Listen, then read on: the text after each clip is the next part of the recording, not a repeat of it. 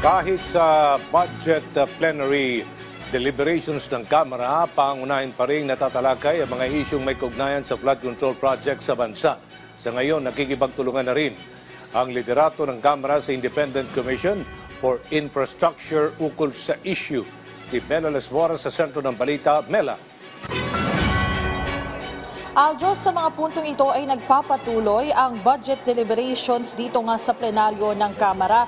Kanina ay kinumpirma ng MMDA na may alokasyon pa rin sila sa flood control projects kahit na inalis na nga ang pondo para rito sa DPWH.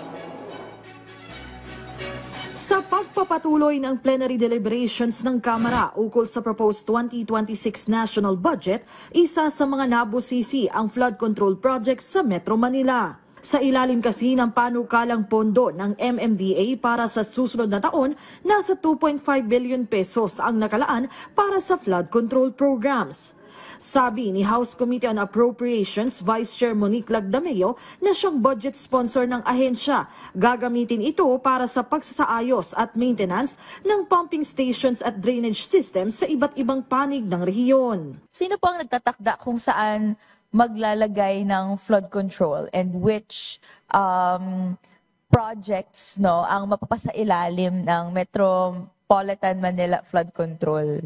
Solely the MMDA, but of course with proper consultation and coordination with the LGUs concerned. Can the good sponsor confirm, as we speak, there is no regional master plan for flood control projects in Metro Manila? Is this correct po? DP is actually going through a preliminary study for the Metro Manila Drainage Flood Management Plan and Feasibility. Sa ngayon, nakikipagtulungan na rin ang liderato ng Kamara sa Independent Commission for Infrastructure sa kanilang investigasyon sa umano'y maanumalyang flood control projects sa bansa. Kagabi, formal nang ibinigay ni House Speaker Faustino Boji D. III sa mga opisyal ng ICI ang mga dokumento at ebidensyang nakalap ng House Infrastructure Committee ukol sa issue. Una nang kinumpirma ni Infracom Co-Chair Terry Ridon na suspendido na ang kanilang sariling pagdinig hinggil sa flood control projects para bigyang daan ang full and impartial proceedings ng ICI.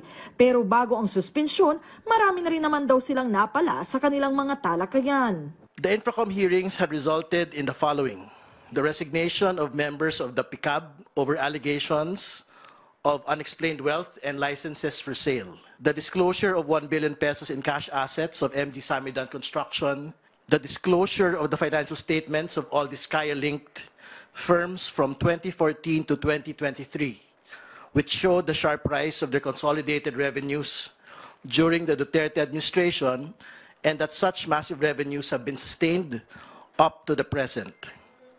The testimonies and evidence linking high-level officials in the executive and legislative to the ghost and substandard flood control projects in Bulacan. Aljo, sa ngayon ang panukalang budget naman ng Department of National Defense yung nakasalang dito sa plenaryo ng Kamara at ngayong hapon inaasahan natin kabilang sa iba pang ahensya na sasalang din sa plenary debates ay ang panukalang pondo ng Anti-Money Laundering Council at inaasahan natin na dito nga sa AMLAC ay kabilang pa rin sa matatalakay ang usapin ng flood control projects. Aljo? Mela, may mga bagong kongresistang napangalanang dawit sa flood control issue sa pagdinig ng Senado. Hindi pa kasali dito yung nasa computer mismo ni Engineer Bryce Hernandez na hindi naman yun mga senador daw, kundi mga kongresista. Ano ang reaksyon nila? Aljo, maging yung mga kongresista nga, particularly yung House Infrastructure Committee noon, talagang ang sinasabi nila nais nilang mapanaig at mapalabas ang katotohanan hinggil nga rito sa issue ng flood control projects. Sa ngayon, Aljo, inaalam pa rin natin kung sino-sino nga ba yung sinasabing nasa computer ng isa sa mga dawit dito na si Engineer Bryce Hernandez.